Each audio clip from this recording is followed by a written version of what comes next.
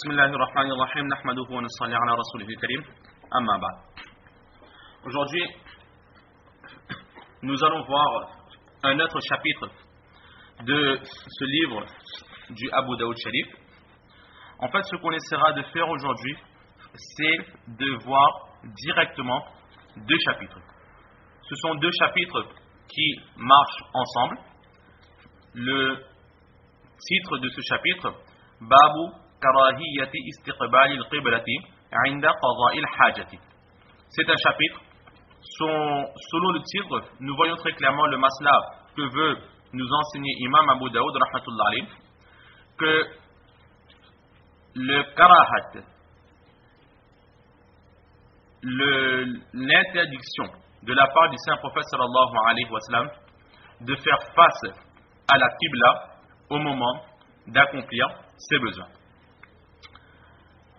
Karahiyat qui va être traduit par interdiction. Il y a différents degrés d'interdiction. Il y a le haram, ce qui a été interdit par Allah subhanahu wa ta'ala. Ensuite, il y a le karahiyat. De temps en temps, nous avons tendance à penser que quelque chose qui est makruh. Karahiyat qu'on emploie dans le langage courant comme makruh.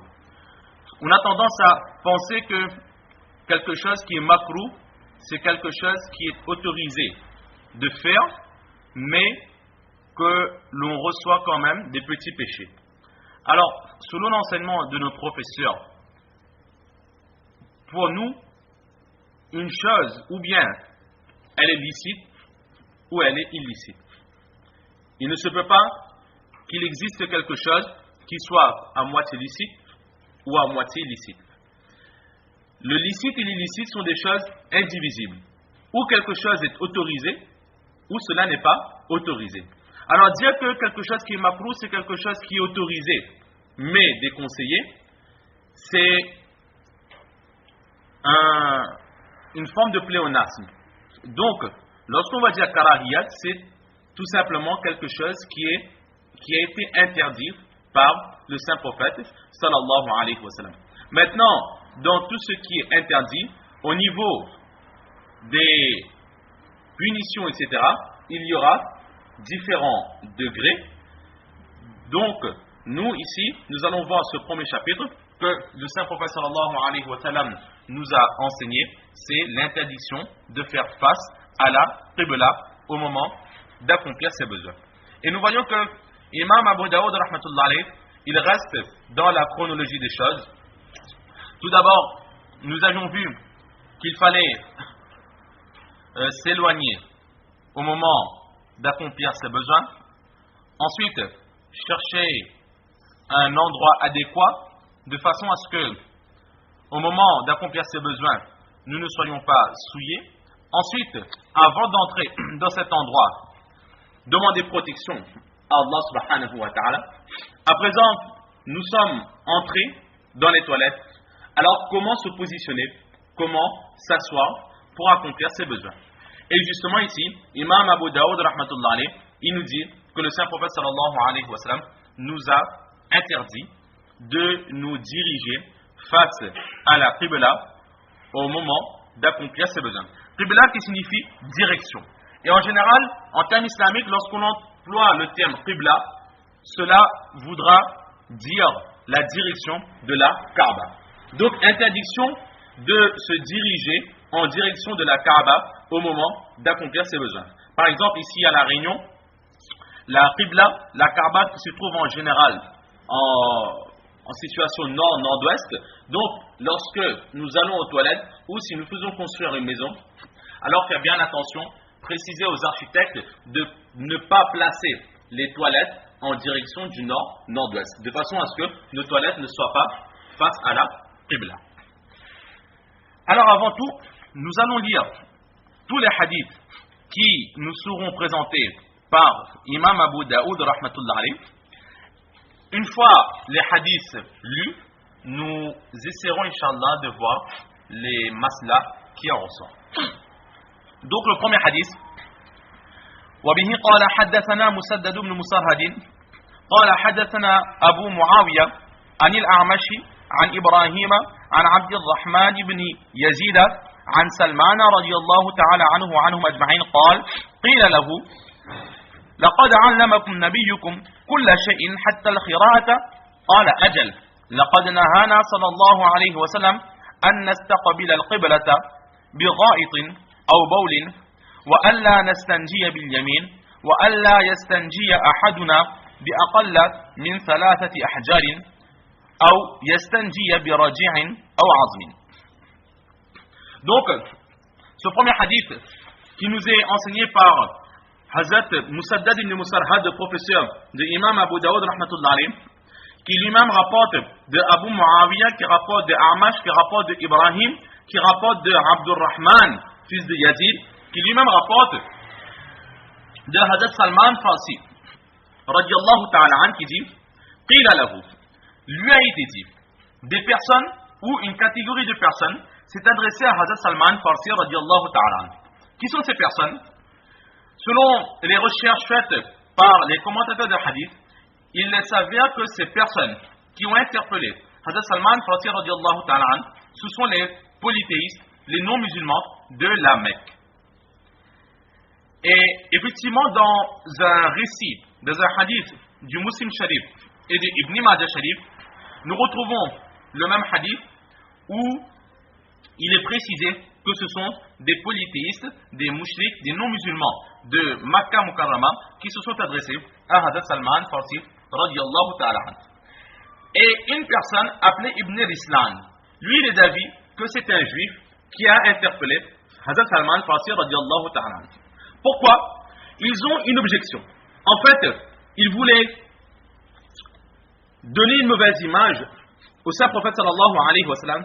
Et ils ont dit لقد علمكم نبيكم كل شيء حتى القراءة, que ô Salman radiallahu ta'ala an, vous dites avant un prophète, vous dites que Mohammed sallallahu alayhi wa sallam c'est un prophète, et vous êtes tellement, est-ce que vous êtes tellement dépendant, vous êtes tellement bête à ce point que votre prophète vous enseigne tout ce qu'il y a à faire, même la façon d'accomplir ses besoins, hatta al-khira'ata. Al-khira'ata, ici, signifie la façon d'accomplir ses besoins.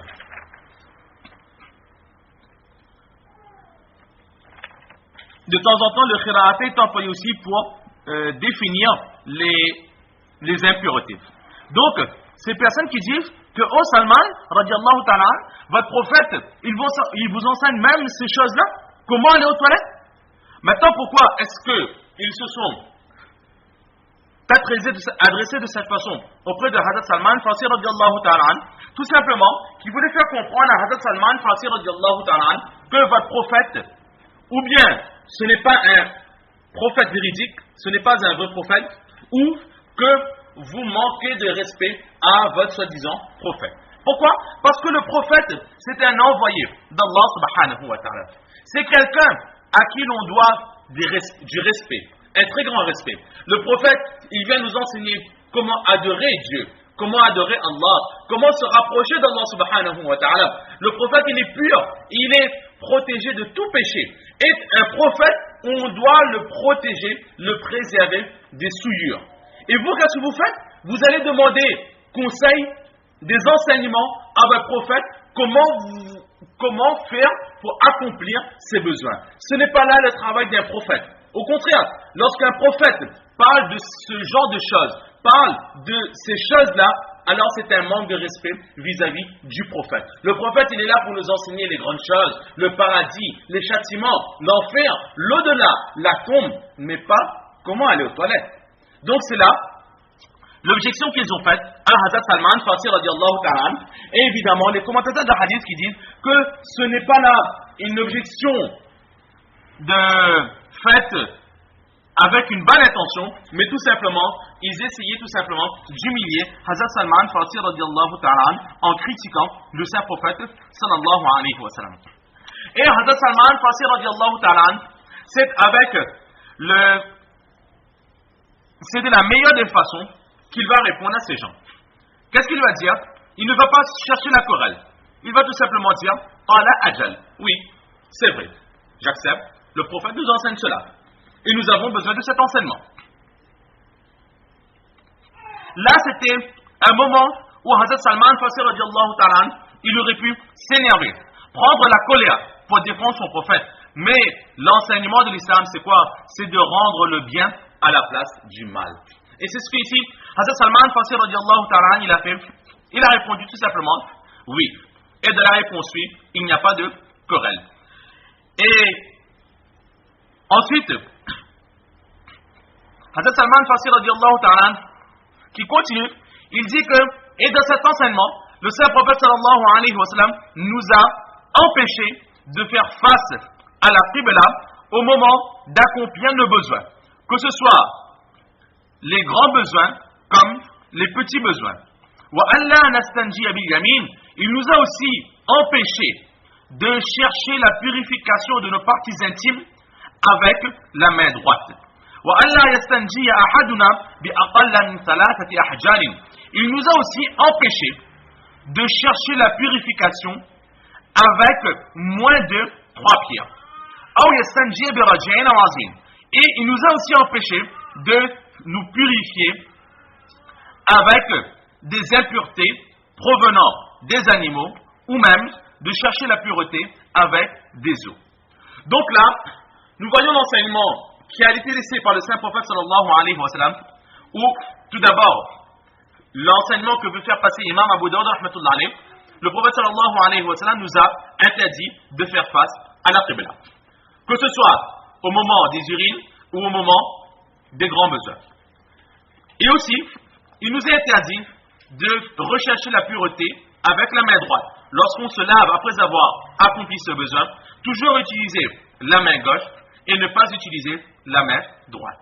Et aussi, il est interdit que quiconque parmi nous, lorsque nous recherchons la pureté, au moment de nous laver, d'utiliser moins de 3 pierres. Cela a été interdit par le saint prophète sallallahu alayhi wa sallam. Et aussi de ne pas rechercher la pureté avec les excréments des autres animaux, ni avec les eaux. Donc, ce qui nous intéresse ici, de ce hadith, il y a énormément d'enseignements de ce hadith. Mais chacun de ces enseignements viendront à leur tour au fur et à mesure que nous allons avancer dans ce livre. Alors, juste pour clarifier certaines choses, déjà nous voyons à quel point est-ce que l'islam est complet. Avec quelle subtilité est-ce que le saint prophète sallallahu alayhi wa sallam, il nous a enseigné. Même comment aller aux toilettes, comment se laver, etc.